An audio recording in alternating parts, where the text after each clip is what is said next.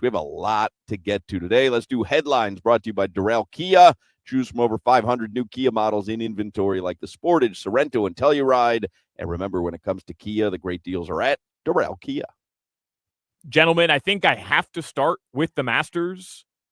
Nance delivered it perfectly. Rory got his masterpiece yesterday. Yeah. And, man, I can't remember the last time where everybody I know or everybody I follow or every account I engage with was talking about golf. And Rory did that yesterday. Usually, the final day of the Masters, there's a preponderance of that. But when it comes down to, like, I thought about maybe 13, 14 holes in, this is a whitewash. Like, not like this is going to be a terrible finish. But the drama was so great. You know, you're watching Justin Rose, and he's waiting to be told if Rory ends up bogeying 18 so that he's back in it. Like the drama yesterday was absolutely incredible. And it was really like it's, again, one of the reasons that even moderate golf fans get so wrapped up in the Masters. It delivered yesterday. And it's so slow, the game of golf, that you can see how the mental side of it gets to him. Where when Justin Rose started cleaning his clubs over and over again, I was like, yeah, my bet's in trouble. How about when McIlroy is standing at 18 for the second time, but he's waiting for Justin Rose to get his ass over there so that they can start this playoff hole? Yeah. Like it was great yesterday. It really delivered. It was great. And I love how the broadcast has changed. I don't know if, in my mind, the broadcast changed this year. The way that they almost amp it up online, and they'll show pass shots. And then when Rory was waiting, they showed Rory's bogey early in the round to show why they're tied and all that. They're really amping up the Masters broadcast is one of the best broadcasts in all of sports consistently every year. It is just remarkably when he good. missed that late putt, Rory missed that little bunny putt, the little 6-footer.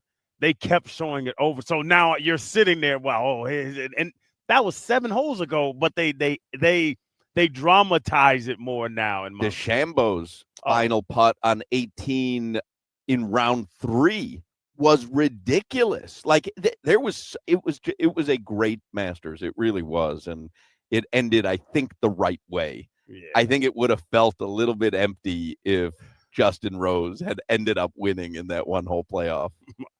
My bank account wouldn't have been empty. You know what I thought would have been really funny? If McIlroy double bogeyed 18 and Justin Rose won the tournament standing at the practice range. Yes. And I was like, what would happen? So he would have to run to 18.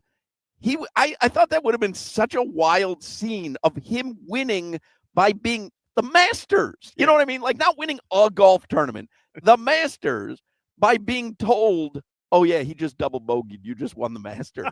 He's finished his round, 30 minutes prior, and he's just kind of staying loose just in case. And then he would just run to 18, and you're the Masters champion. That would have been pretty wild. Give me my jacket, son. You like, Hawk, I think we've talked about this before. You like the ending of the broadcast where you have Scheffler sitting next to the new champion, in this case, Rory. You have, I believe, Jim Nance, who was doing the interview. Yep. And then I guess the director of the Masters, all sitting there. Dude. Yeah. And there's just this raw broadcast feed that we're getting. And it's a very uncomfortable watch, in my opinion. Obviously, the interview between Nance and Rory's great because you're getting a raw reaction from him. But Scheffler's just sitting there like un bobo, waiting for his opportunity to just get the hell out of there. And then the director of the Masters. I disagree with that. That's one of the cool things. As the current champion is handing it to the new champion. I think that's I think I like that. Like the ceremonial part of the actual, I'm going to put the green jacket on you. But why not just have him off scene? And when it comes time to, hey, this is going to happen, now you bring him out there instead of, somebody who clearly has no interest in being a part of this interview sitting there throughout it. And then at the end, they cut to the highlights, once he has a jacket on, they cut to the highlights, they cut back to him, and the final thing you see is just like an entire room of producers just clapping and Rory smiling into a camera. I don't know, the whole thing, I realize it's tradition, and I'm not saying it's bad, I just think it's awkward. It is. Scheffler just failed at his job. Right. Moments before. He didn't want to be there. That's why I think I would say, but again, that's a more of an aberration than usual. I don't know what the relationship is between Rory and Scheffler. It didn't seem like it was very warm. No. So I think it depends on who the two golfers are. Did you see DeChambeau? They interviewed DeChambeau He was hot. after the final round, and they said, so what was Rory's frame of mind? And he said, I don't know. He didn't speak to me. Yeah. Yeah. And they said, well, did you try to engage with him? And he said, no, he wasn't speaking to me. So I don't know if Rory is disliked and but remember he torched all the guys that went to live. Yes.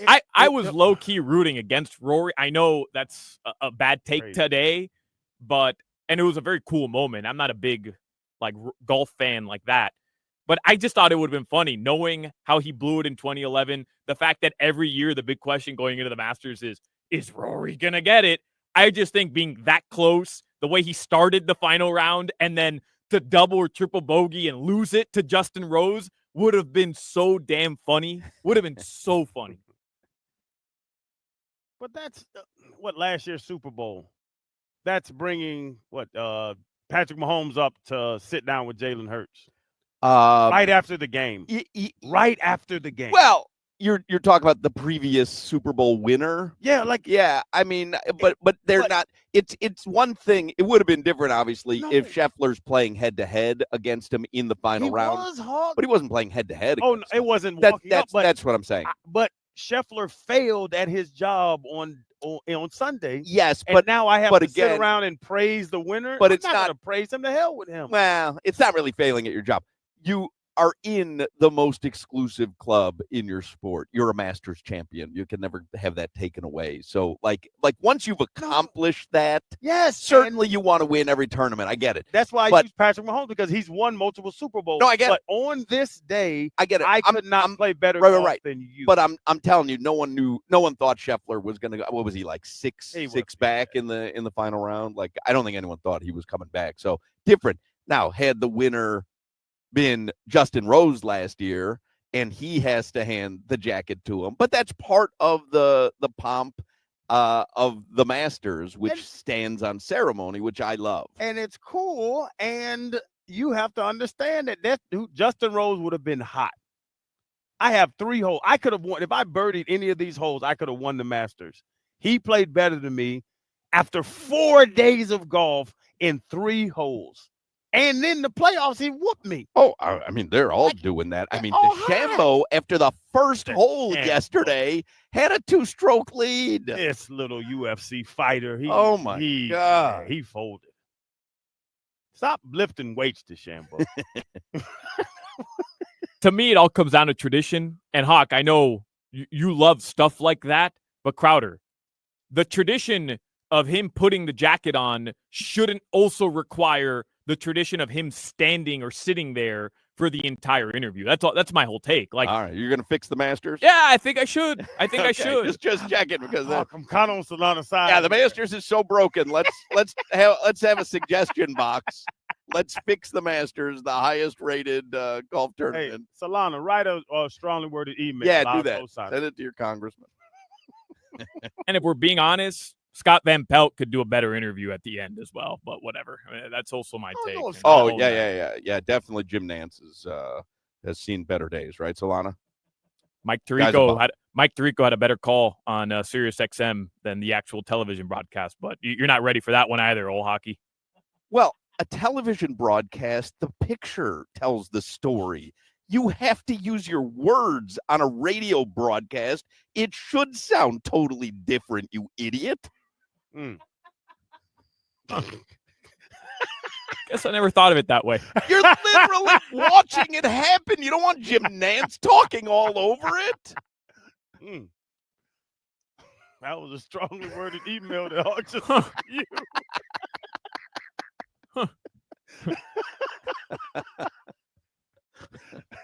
CC me, Solana. Send the first draft to CC.